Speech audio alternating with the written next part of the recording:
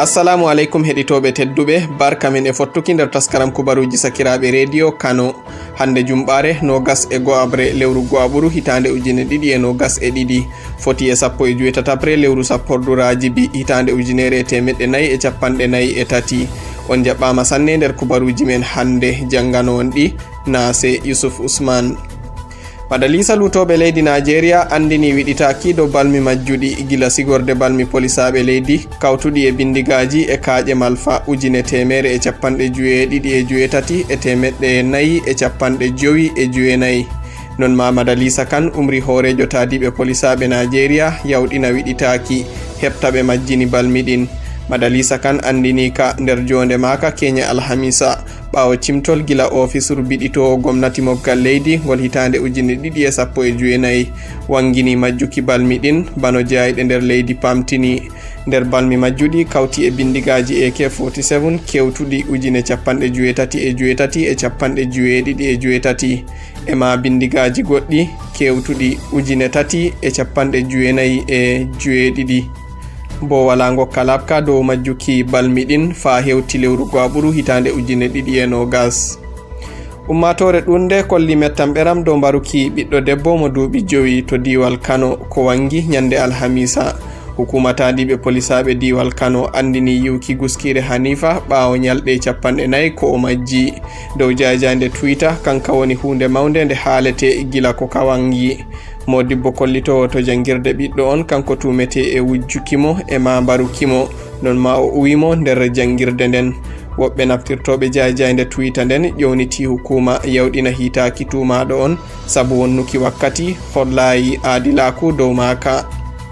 Hoorejo leydi Nigeria kiɗɗo General Abdulsalami Abubakar waggini hoorejo leydi Nigeria Muhammadu Buhari dow ittuki ballal nebbam petrojam.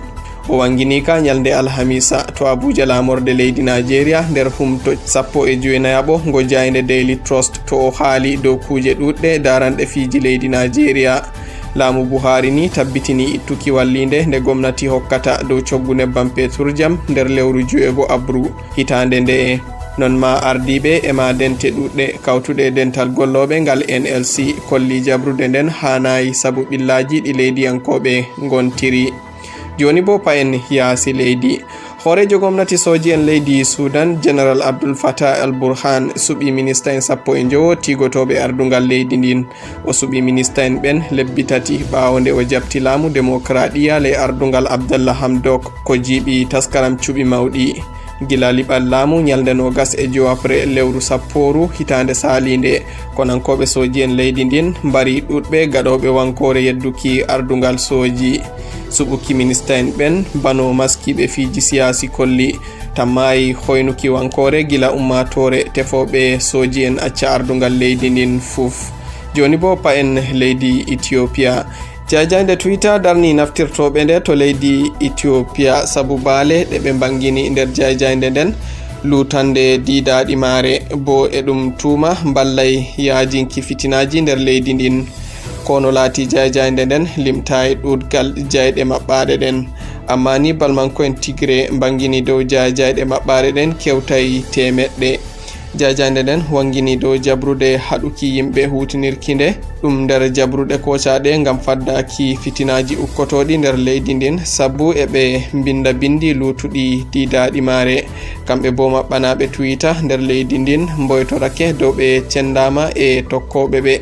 Ɓurna maɓɓe fuu tokkayɓe balmanko'en Tigre konayɓe gomnati leydi ndin. Woɓɓe bo mboytorike dow ɓe cendama e sobaɓe lumaku maɓɓe. Joni bo timminiren e coftal ɓalli. Nder pijirle coftal ɓalli ɗe kofiru leyɗe Afrika to leydi Kamaru ngam siftinorki dow pijirle ɗe Kenya Alhamisa leydi Ivory Coast e leydi Algeria ummake 3-1 to leydi Ivory Coast heɓi jalorgal.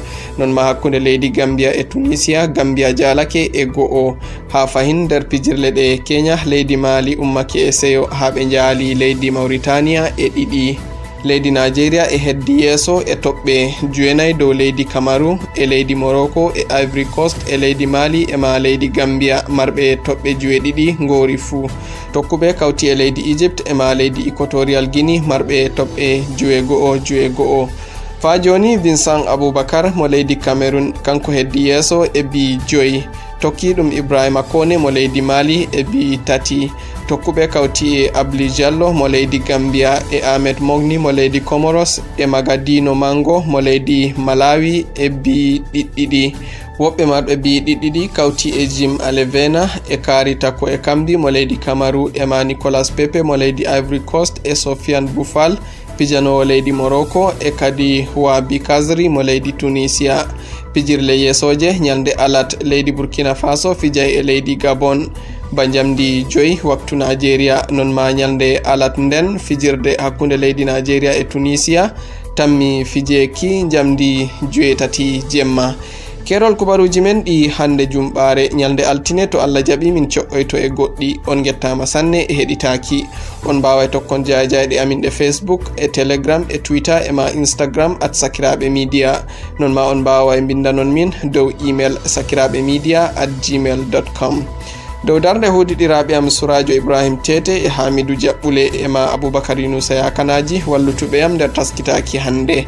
Min jangan on kubaruji ɗin Nase Yusuf Usman wiyata on jarama siwte jaam.